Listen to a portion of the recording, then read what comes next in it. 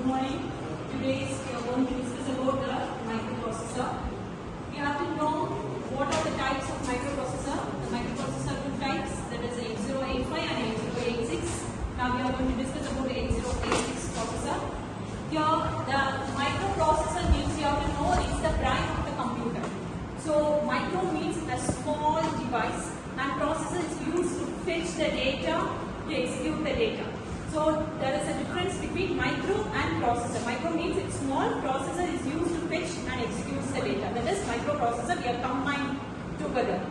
And then the microprocessor is also made up of many transistors and semiconductors. It is an inbuilt device. It is used to process the data, fetch the data and decode the data. So according to the architecture of microprocessor, it has two main ports, that is bus interface unit and execution unit. These are the applications of microprocessor. So it's used in calculators, gaming machines, instrumentation and traffic light controllers also we are using the microprocessor. And this is the basic system of microprocessor. Normally an input device, central processing unit, that is CPU, and next one is output device. So input device you already know, that is keyboard and mouse. And in central processing unit only, we are dividing the two parts, that is bus interface unit and control unit. And output device is monitor and printer. This is the simple process we are seeing, and this is the main architecture of 8086. So normally 8086 processor was developed by Intel in the year of 1976. So this is the architecture.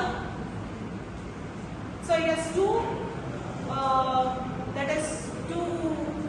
central processing, that is CPU consists of two units, that is bus interface unit and execution unit. In bus interface unit, it is used to fetch the data, but in execution unit only we can decode the data and execute the data. Execute and decoding process will be done in the execution unit, and bus interface unit is used to fetch the data. Normally it is used to alert the address for the given data. So this is the main architecture of 8086. So this is BIU, bus interface unit, and this is execution unit. And here some types of registers they have given, and this is called as pipelining, and this is arithmetic and logical unit. And this is the operations, flag registers are also there. And this is called as general purpose registers, and this is called as 8-bit registers. Normally microprocessor is a 16-bit processor. It has 20-bit address lines and it has 16-bit data lines, and address and data lines are 16-bit. Okay, and it has three clock timings, that is 5 MHz, 8 MHz and 10 MHz clocks will be given for that microprocessor. And then pipelining is the main advantage of 8086, because in 8085 there is no pipelining. What is meant by pipelining means we can execute the data. And actually in 8055 we can fetch one data, after the execution only we can fetch another data. Once the execution process is completed only we can fetch the another data. But in 8086, here this is the pipelining queue, we can store the data temporarily. Data can be stored, so we have no waiting time. Execution times are very less to complete the process. So we have not to wait for the execution. So data can be already fetches by the instruction queue. Before the execution of one first data, the second data will be fetched. So it will be stored in this instruction queue. An arithmetic logical unit is used to perform the arithmetic operations, that is addition, subtraction, multiplication and division. The logical operations are AND or XOR and NOT gate performed by the arithmetic and logical units. And flag registers are mainly used as two types, that is control flags and conditional flags. There are 16-bit flag registers out there, and general purpose registers are 16-bit, and we can also use as two 8-bit general purpose registers. Main process of 8086 is we can operate this 8086 in two modes, that is minimum mode and maximum mode. That is minimum mode is mainly used for external peripheral devices. For the connection of external peripheral devices we can use for the minimum mode, and maximum mode is used for the internal devices. Here in 8086 there is no internal memory. Okay, 1 MHz memory space is used, but there is no internal memory in 8086. We have to fetch the data from outside, that is external peripheral devices only. We have to connect, that is RAM,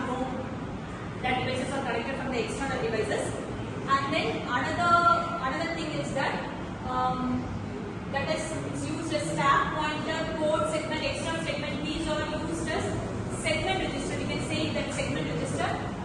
These registers are become one where it can be executed. That is, if the extra data segments are used, means extra data can be fetched from the execution process. So data extra segment, that is DS, can be instructed as one, and instruction pointer is used for fetching the next address.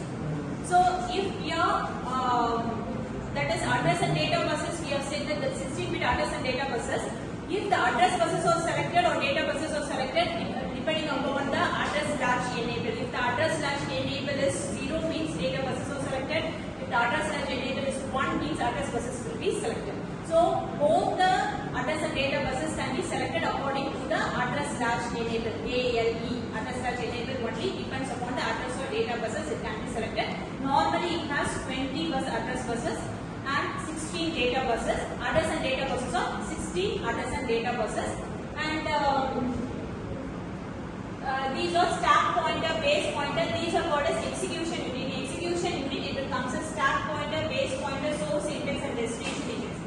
This stack pointer and base pointer are mainly used to point the data. We can point the next data. Normally in 8086, if you are giving the starting address, means next address will be automatically generated